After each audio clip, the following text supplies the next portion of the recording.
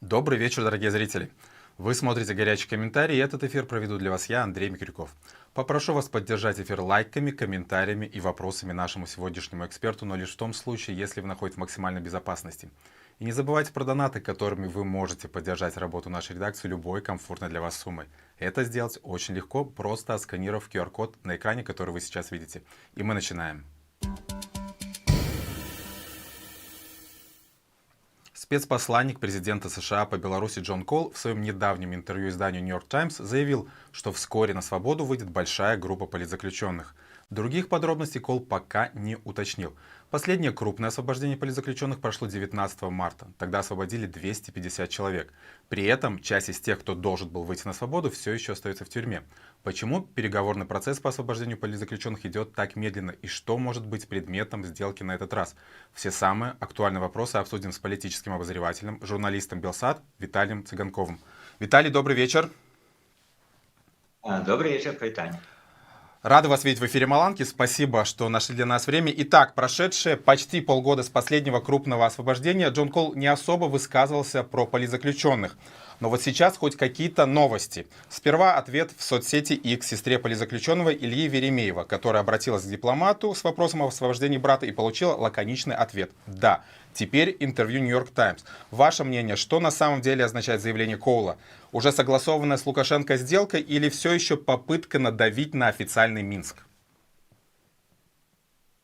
Ну, я все-таки думаю, ближэй до першага. Такі вопытны дыпламат все-таки по великім рахунку не кідае свае словы на ветер, як мы бачым з папярэдніх выпадкаў яго прыезда, калі ён уже абяцаў пра прыезд адбываўся, а прыезд это значыць абавязкова вызваленне палітвязняў. І калі ён сапраўды даволі стрымана альбо не каментавал, альбо каментавал адным словам, Коул сказал так. Вось з той, што ідзе працэс перамоваў, то цяпер он выказался в інтэрв'ю больш канкрэтна, што ў бліжэйшым часам чакаецца. Не сказаў, канешне, это не трэба так казаць канкрэтныя даты, але напэўна можна думаць, што калі ўжо объявил и ён, то ўжо будзе неёмка ні ему, ні Менску адступаць. Значыць, перамовы зараз в такой стадыі, што абгаворваюцца нейкія апошнія дэталі, але прынцыпова ўжо вырашана, што вызваленне нейкай часткі палітвязняў будзе, значыць, будзе прыезд Коула. Але мы ведаем паводле практыкі, што вот гэтыя самыя дэталі, яны абмяркоўваюцца да самага апошняга моманту. Прыязджае Коул у Менск, яшчэ мы не ведаем ні лічбаў, ні прозвішчаў, ніколі. Гэта ўсё абмяркоўваецца менавіта в гэтыя 1-2 дні, пакуль ён знаходзіцца ў сталіцы Беларусі. І натуральна, што в нашай сітуацыі цяперашняй чакаць большага не выпадае, але то, што ён уже сказал, я лічу, гэта ўжо такім істотным знакам, паколькі ўсё лета ішлі такія дыскусіі, как бы два типа было мыслення каментароў на гэты конт. Адны казалі, салідныя палітолагі, эксперты казалі, што напэўна Америка уже страціла інтарэс і вычарпаўся гэты перамоўны трэк. Другие не менш салідныя палітолагі, эксперты казалі, што нет, напэўна все-таки трэк працягваецца, перамовы будзе. Я безумоўна быў прыхільнікам этого падыхода, другога, што у перамовах і працягнення гэтага трэка зацікаўлены як афіцыйны Менск, дакладней Александр Лукашенко, так і Коул, Вашингтон. Так што мой прагноз быў, што все-таки нічога не заглохла, гэта працягнецца, магчыма, зараз больш са скрыпам все гэта будзе ісці, не так лёгка, але будзе ісці. Виталий, но помните, ведь в апреле, в мае мы ждали визит Коула в Минск, и он про это говорил, анонсировал, а потом он внезапно его изменил по личным обстоятельствам. О чем тогда не договорились и о чем тогда могут договориться в этот раз? Или договорились уже, или еще договариваются?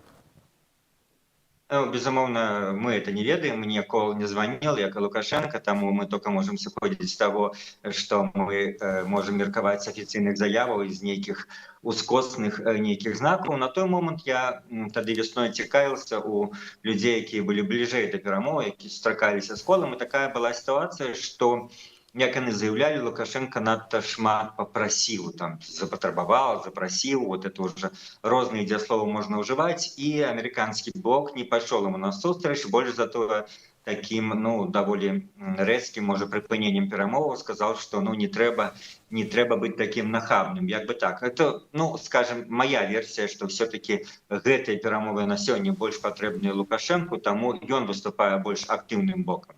Але тое, што зараз ідзе працяг, ну, не толькі ж словы Коўла, а не так даўно Лукашенко сустракаўся з Рыбаковым, прадстаўніком Беларусі ОАН, які дэ-факта ажыццяўляе гэтую перамоўную функцыю, і якраз ну, тады было сказано, гэта паведамленне пра іхнюю сустрэчу зрабілі на афіцыйныя СМІ, все было вельмі падрабязна показано, і было сказано, што вот амерыканцы зноў выступілі з нейкімі прапановамі, мы на іх адкажем. То бок і Лукашенко даў зразумець публіцы, што нічога не застапарылася, а перамовы ідуць, і ўжо пасля гэтага вось са сваім інтэрв'ю выступіл і Коул. Ад таго мы можам сказаць, што сапраўды, напэўна, прынцыповае рашэнне працягнуць, і прыезд уже прынята, і ідзе размова, як я ўжо сказаў, пра нейкія больш канкрэтныя дэталі. Тут яшчэ якія могуць быць дэталі, мне спыталі, ну, з таго все это вечнае старое, але з новага, ну вот літаральна навіны апошніх дзён, что Трамп затеял гандлёвую войну с Канадой. Чему нам это важно? Бо Канада основный поставщик на рынок США калия, и в этом сенсе калийных угнаений, в этом сенсе подвышается, ну, некая потенциальная значность этого белорусского калийной темы, покольки она весь час обговорилась, может быть, американцы хочуць нават закупіць там это беларускае прадпрыемства, которое не ведаюць, ці яны хочуць ці не, але пра гэта абмяркоўвалі эканамісты і палітыкі. Можа быць, амерыканцы больш актыўна все-таки попросяць там ці Літву, ці Польшчу, яны могуць не адгукнуцца, каб беларускі калій ішоў праз іхнія парты, тады ён намнога будзе больш эфектыўны продаж, бо зараз ён ідзе праз Расію, там намнога далей, і намнога больш грошай траціцца на гэтую дастаўку калія. Так што вось літаральна, ну, гэта тэма апошні дзён, не будзем на ёй так уже максімізировать. Гэта вайна Трампа з Канадай наконт гандлёвых там тарыфаў, паколькі мы ведаем Трампа, ён можа сёння пачаць вайну, а завтра ее спыніць, а паслязаўтра зноў пачаць, а потым заявіць пра сваю перамогу. Адна гісторыя з Іранам чаго вартая. Ну, мы памятаем усе гэтыя гандлёвыя войны, як ён пачынаў, стаўшы прэзідэнтам у 25-м годзе. Большасць з іх завяршыліся нейкім нармальным пагадненнем, як, напрыклад, з Еўропай. Чаму зараз раптам всплыла гэта вайна з Канадой, тяжко сказать. Не думаю, что она закончится неким там скандалом. Мне здаецца, зноў-таки это такая, ну, манера Трампа, нешта рэзкае зрабіць, заявіць, паставіць такія невыканальныя умовы, а потым дамовіцца недзе пасярэдзіне для умовах выканальных для абодвух бакоў. Ну, гэта такая маленькая тактычная асаблівасць гэтых дзён, але ў цэлым, мне здаецца, гэты трэк па-ранейшаму, паўтаруся, патрэбны Вашынгтону і Менску, асабліва Менску, маё перакананне, што Менску ён больш патрэбны. Виталий, а вы упомянули постоянного представителя при ООН Беларуси, это Рыбакова. Это получается, что Рыбаков при Лукашенко играет ту же роль, что играет Коул при Трампе, то есть некий посредник, который приезжает с предложениями и принимает их? Ну, в нейкім сэнсе так, па працы ён знаходзіцца в Амерыцы, яму бліжэй, але я б нават сказаў, што ён не галоўны пераможчык нашай смешнай сітуацыі, а галоўны пераможчык тут старшыня КДБ Церцель, который весь час на гэтых перамовах прысутнічае, і менш за все тут роля Рыжанкова, міністра замежных справ Беларусі, который вот ездзіць в Паўночную Корею, его роля адпачываць в Паўночнай Кореі. А сур'ёзныя пытанні вырашаюць сур'ёзныя хлопчыкі. Рыжанков не з'яўляецца в гэтай іерархіі сур'ёзным хлопчыкам. Тут найбольш Церцель, ну, Церцель функція даволі вузкая, складаць гэтыя спісы. Агульную палітыку все ж ён не вызначае. Ён вызначае, каго можна адпусціць, каго трэба пакінуць Беларусі, каго трэба выкидывать з Беларусі, хто, на думку Церцеля, відаць, уяўляе там пагрозу. Вось. І я думаю, гэтым его асноўная функція. Ну, а вот менавіта функцію пасярэдніка выконвае так Рыбаков. Виталий, вы упомянули уже о войне, которую развязал Трамп, торговой войне против Канады, Беларусь-Кали. Получается, Беларусь-Кали — это до сих пор главный мотиватор, и это серьезный бизнес для Лукашенко. И логично предположить, что политзаключенных будет очень много выпущено, или все-таки тут не совсем все пока ясно? Не совсем все пока ясно, просто ну, не зусім уяўляецца, як гэту, ну, умоўна скажем, тэму калійных угнаенняў можна вырашыць патэнцыйна выгадна для абодвух бакоў. Ну, паўтаруся, што ад пачатку гэтай сей тэмы шлі дыскусіі наконт таго, што вось беларускі калій можа паступаць праз парты Літвы і альбо Польшчы, ну Літвы яшчэ бліжэй, але мы не бачым ніякага палепшэння адносінаў з Літвой. Мы не бачым, каб Літва неяк адыходзіла ад сваёй палітыкі, тым больш гэта все-таки палітыка Еўрасаюза. А Лукашенко, калі пачынаў все гэтыя свае шашні з амерыканцамі, напэўна, думаў, тым ліку, напэўна, меў такі аргумент, што вось калі яны зменяць палітыку да яго, то след за імі яны неяк параюць, загадаюць і Европе. Ён думаў, што Вашингтонскі абком можа загадаць брюссельскаму райкому все, што заўгодна. Но это абсалютна быў ягоны пралік, калі ён так сапраўды разлічваў, паколькі зараз Еўропа з США вельмі ідуць, скажем, перпендыкулярнымі курсамі часам знешняй палітыцы і не супадаюць ні ў чым, пачынаючы ад Ірана, заканчиваючы Ізраілем, Палестинай, і в тым ліку Беларусі ў дадзеным выпадку. Так што вось кожны раз, калі людзі ставяць пытанне, што вось, маўляў, Літва і Польшча могуць прыняць беларускі калій, я не зусім уяўляю, як это практычна можна ажыццявіць на фоне санкцый, якія вводзіліся ўсім Еўрасаюзам. І Літва нават калі пры жаданні захоча, но это трэба відаць кансэнсус всего Еўрасаюза, што абсалютна не вельмі уяўляецца. Так што можа быць толькі там другая тэма, што амерыканцы могуць купіць гэты нежанскі калійны камбінат, не весь там беларускі, але вось гэтую частку, і тады гэта будзе амерыканскі калій, калійнае ўгнаенне. Яны будуць ім прыналежаць. І тады ўжо как бы Літва будзе праз свае парты перамяшчаць не беларускі, а амерыканскі калій. Гэта ўжо ніякія санкцыі не падпадае. Вот гэта, мне здаецца, ідэальнае такое для амерыканцаў і для афіцыйнага Менскаў і для Літвы вырашэнне гэтай тэмы. Ну, але это так складана, каб все это склалася. Гэта вельмі, ну, скажем, нелёгкая праца. І тут я боюся, што нават Кол, который все-таки дыпламат, а такія эканамічныя пытанні не можа вырашыць адным сваім візітам. А на что тогда надеется Лукашенко? Какие у него мотивации тогда выслушивать Коула и на что-то соглашаться? Я понимаю, что ЕС сейчас, на ЕС невозможно надавить, да, со стороны Трампа. Но тем не менее, вот смотрите, в последнем пакете санкций европейских попал Мозырский НПЗ. До этого нафтан. Может, на этом можно как-то договариваться по этой теме? Или тоже это все маловероятно? Ну, паўтаруся, што все-таки, как вы сказали, я казал, что Трамп не может так уплывать на европейскую политику, як раней Европа с Америкой были дастаткова, ну, скажем, едныя у стаўленні да Беларусі, былі нейкія адценні, ну, при Трампе это все по-іншаму. І таксама кажуць, што, маўляў, гэта можа быць гульня в добрага і дрэннага паліцейскага, але все-таки это на сёння, мне здаецца, даволі розныя стратэгіі, як, напрыклад, у таго ж Вашингтона стратэгія да расійска-украінскай вайны зусім не такая, як хацелось бы ўсім нам і еўрапейцам.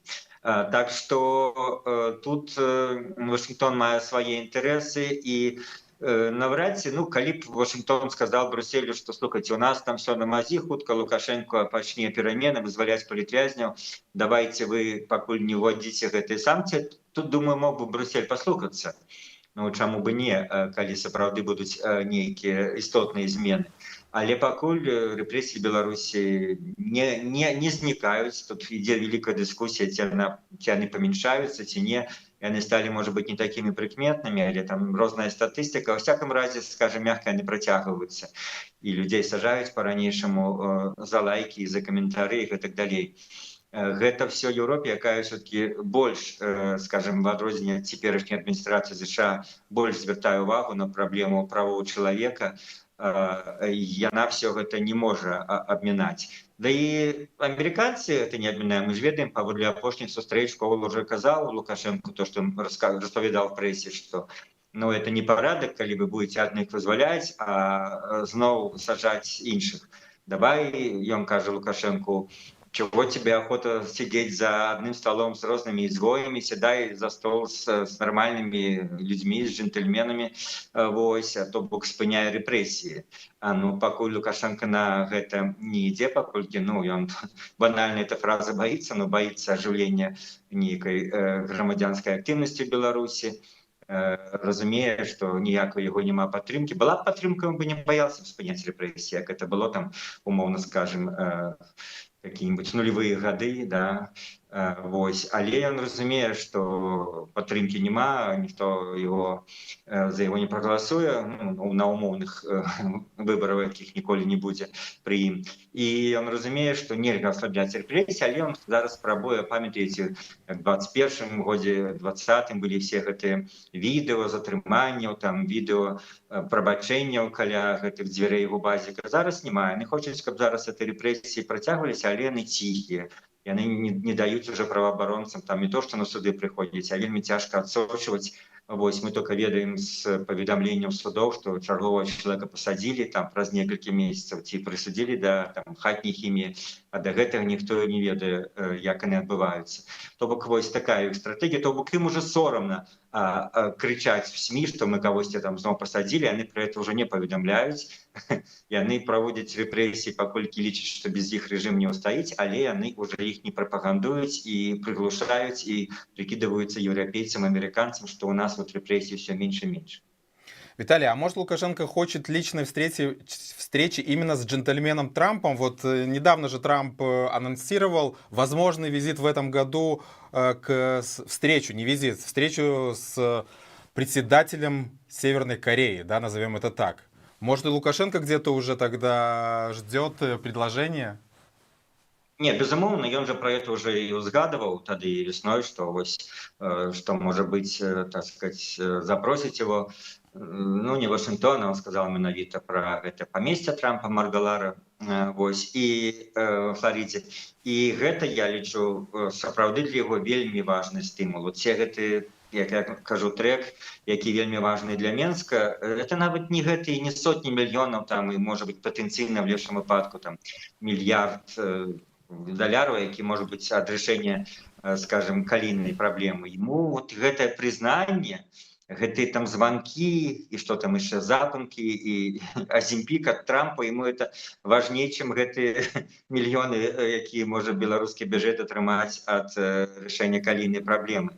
Ему вот гэтае пытанне палітычнае, пытанне сустрэчы з Трампом, выбачаюся, и оно намного, для его особиста, я думаю, намного важнее, чем любые экономичные разлики. Я думаю, он на это ставить. И пытание, что тут нават не только тем, что только з амерыканцамі дамовіцца. Гэта яшчэ пытанне, што ці дазволіць Путін. Мы памятаем, як запрашэнне з боку ЗША на гэтую раду міра, якую прыдумал Трамп, і Лукашенко не прыехаў, не паехаў, сказал, што там не так самолет летае, там из-за санкцый не можем прилететь. Конечно, была смешная отговорка. На самой справе все зразумелі, што просто Москва не дазволіла. І гэта для яго был бы, ну, просто пік яго, вот, ну, всялякам разе кар'еры пасля 2020 года, калі ён ні з якім серьезным палітыкам не сустракаўся, ніхто да яго не прыязджаў, а тут з Трампом. Ну, я думаю, за гэта ён бы, калі бы гэта вот моркаўка, як ведаеце, да, перад аслом моркаўка, каб ён бег наперад, вот яна перад ім вісіць весь час, ён да будзе бегчы і гатовы будзе вызваліць нават усіх, калі ўжо паўстане пытанне пра такую сустрэчу. Вот тут я думаю, што тут уже сапраўды можна будзе гаварыць пра вызваленне ўсіх, калі на столе будет ставка встреча с Трампом. Согласитесь, в нынешнее время это вполне возможно, тем более, если Путин разрешит.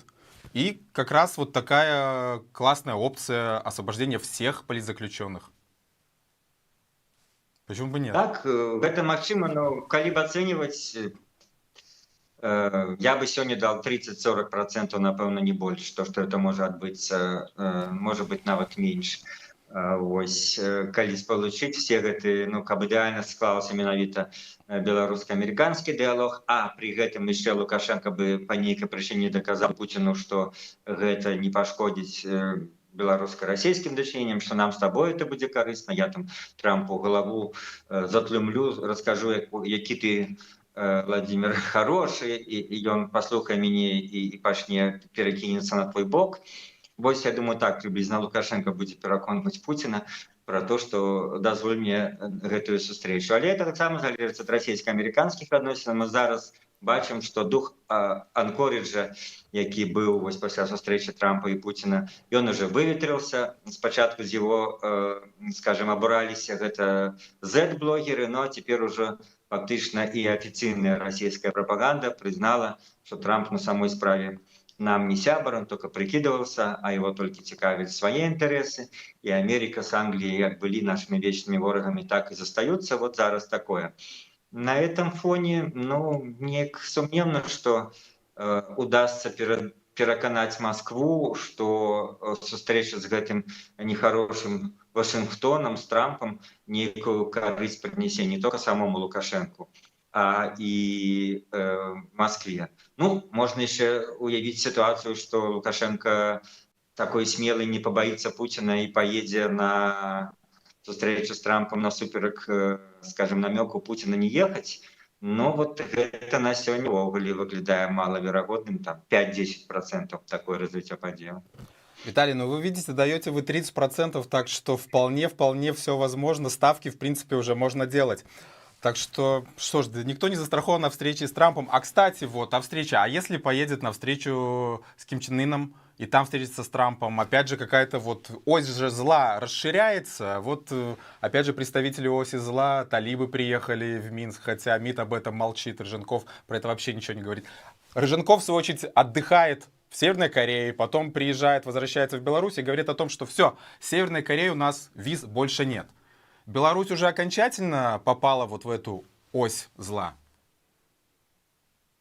Ну так, як там у Высоцкого, я лечу туда, где принимают.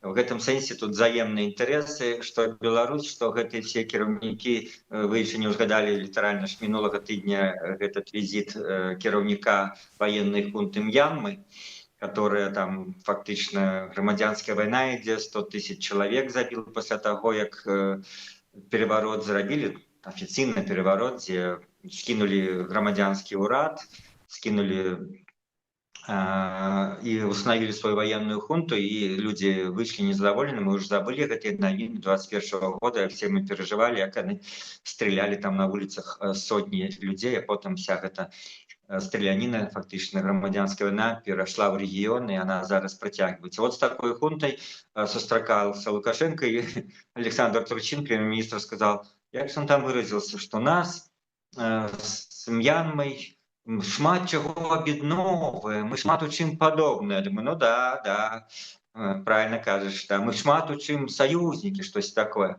Ну, чего не скажешь, они, конечно, думают, гэтай Мьянме купляйте белорусское, напхать белорусские товары, плюс, напевно, есть еще то, что не упадая у официальную статистику некое военное супрацоўніцтва, этой Мьянме потребное узброение, никто им за санкции не продае, этот режим международная супольность не признае, может, он в Беларуси некие там те военные детали, те, может быть, узброение хочет закупить этот режим, але агульная линия такая, так, что сапраўды гэта взаемный интерес, с імі ніхто не хоче сустракацца, а тут в Европе есть краіна, якім можа сустрэцца і з прадстаўнікамі талібаў, і з Мьянмай, і Лукашенко у сакавіку ездзіў у Паўночную Корею.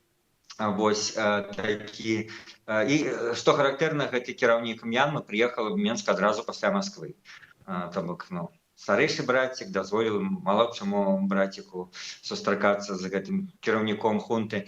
Так что, ну, не сказал бы, Беларусь, она не хочет так уж воходить в эту ось, но але ну, с кем еще падтрымліваць адносіны, какие еще визиты, так сказать, немецкие, французские, там, які заўгодна польскія кіраўнікі не прыедуць в Мінск, так что вось прыязджаюць з Мьянмы і з Талібана.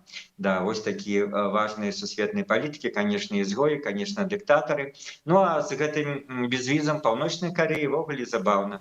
КНДР, вот там же любая зараз хотя без віз, но можа якія беларусы кінуцца, они павінны разумець, что ну, по-першае, там все-таки без экскурсоводов там немагчыма, приехал и сам по краине ходишь, нет, там все с экскурсоводами, которые связаны с, ну, фактично супрацоўнікі этих силовых ведомств корейских, КНДРовских, которые ходят с этими группами, самастойна там па гэтай краіне магчыма гуляць. Плюс это даволі дорага, 1500, як я сёння пацікавіўся, і гэта не ўключае білеты там да Дзівастока. До Владзівастока яшчэ трэба неяк за свой кошт прылецець, яшчэ колькі там, можа, пад 1000 ці менш. І сама паездка на там на некалькі дзён, на тыдзень, умоўна скажам, в этой паўночнай Карэі 1500. Ну, такое сумневнае задавальненне, з улікам, што гэта краіна все-таки пакуль яшчэ малавата развіта для турыстаў. Ну вот Рыжанкоў пабыў там на нейкім курорце, значыць, як мінімум ёсць там курорт, такая пацёмкінская вёска для турыстаў. Вось. Ну, але я думаю, беларусам цікава будзе, што ж это за цуд такі, все-таки при ўсёй дыктатуры Беларусі на еўрапейскія краіны і на еўрапейскую краіну падобная, а гэта разумеем, што недолга яшчэ праіснуе, но в гістарычным аспекце гэта КНРовская диктатура, она когда-нибудь развалится в ближайшие там десятигодия. И, может быть, трэба съездить, поглядеть, запомнить для истории, как это было, но особливо для молодых, которые не бачили Советский Союз. Ну, КНДР нават на поздний Советский Союз не подобно, хутчэй на нейкі Сталинский Советский Союз, яким уже мало кто жил. Да, и заметьте, с каким пафосом была анонсирована отмена виз в Северную Корею. Это, конечно, удивительно. Вы поправьте меня, если я не прав. Вот когда Лукашенко встречался с этим президентом, управляющим, скажем так, Мьянмы, он обратил внимание на его, по-моему, пиджак и заявил, что он очень европейский. И потом как-то посмотрел на свой и вздохнул. Вроде такое было. То есть Лукашенко все равно хочет на Запад. Да, это нават не так было. Это было еще больше крутей, это еще больше уживу, это сучасное слово кринжово было. Это просто сюр. Это как во всех международных СМИ можно распаўсюджваць. Он сустракае, то и выходит с такой, ну, мини-машинки, и он его сустракае, Лукашенко, и каже: «О, какая у вас оденье европейское, у меня нават такой нема. Вы зусім як европейский человек выглядаете, а не азиат». Вот эту фразу я цитую дословно. Вы зусім як европейский человек выглядаете, а не азиат.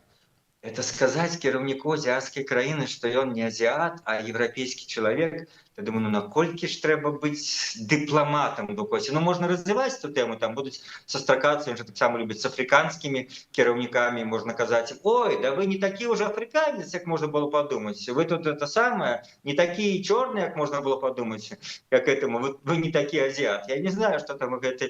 Я думаю, просто перекладчик не перекладал, там гэта не покрыўдаўся, бо перекладчик так само ж люди научные, напэўна, что-то мягкое переклал, кшталту: мистер Лукашенко захопляется вашим пиджаком. А то, что он назвал вас не азиатом, это, я думаю, перекладчик ему не сказал.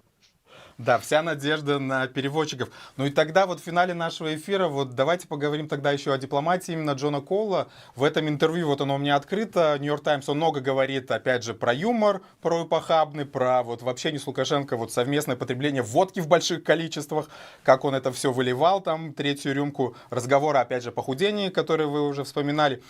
Он сам, Кол, об этом заявляет. Это вообще помогает в переговорах? Возможно, льстит Лукашенко? Или это, наоборот, делает формат переговоров хуже? Ведь наверняка Лукашенко доносит это все. Вот это мне цікавае пытанне. Ці Кол сапраўды так уже зразумеў Лукашенку, што ён вырашыў, што гэтыя все падрабязнасці нічым не пашкодзяць перамовам, і што Лукашенко только будзе рад, што его представляюць вот в стиле такого простага, ну, ведаеце, советскага там, может быть, там, близкого до России, бо для читачоў Нью-Йорк Таймс, гэтай постсоветские державы, может быть, мало не разумеюць, чым адрозніваецца Беларусь ад России. Вот этому Лукашенко еще медведя и балалайки не хапала для полноты картины приблизно того, что описал Кол. Бо уже горелка была, похабные анекдоты были, вось лазни еще не было, не ведаю, что там еще повинны быть в стереотипах, ушанки, шапки. Ну, карацей, мне сапраўды здаецца, что неяк на вастрыне ножа ходзіць Кол. Не думаю, что гэта, что ён уже як бы плюнул на магчыма, вот так некаторые могли тут сказать, что это кажа про тое, что Кол уже не верыць там магчымыя перамовы. Я, повторюся, не хотел бы в гэта верыць. Мне здаецца, что все-таки ён по нейкай сваіх контактах с Лукашенком зразумеў, что такая, ну, скажем, двукосці шчырасць нічым не пашкодзіць, что Лукашенко гэта толькі спадабаецца. маўляў, мы на такой, ну, на такім тоне, на такой хвалі мы так і кантактуем паміж сабой, камунікуем, давай працягваць. Вось такія у нас нефармальныя, нетыповыя для гэтых зашпіленых у гузікі, у строгія касцюмы, а мы не такія. У нас такія нетыповыя адносіны. Ну што ж, калі гэта прыносіць вынік, то хай гэта прыносіць вынік. Спадар Віталій, шчыра вам дзякую за гэтую гутарку. На маі думкі атрымалася вельмі цікава. Спадзяюся, што для вас гэта была... Спадзяюся, гледачам таксама спадабалася, не толькі вам. Усяго вам добрага і жыве Беларусь. Жыве, дзякуй за запрашэнне.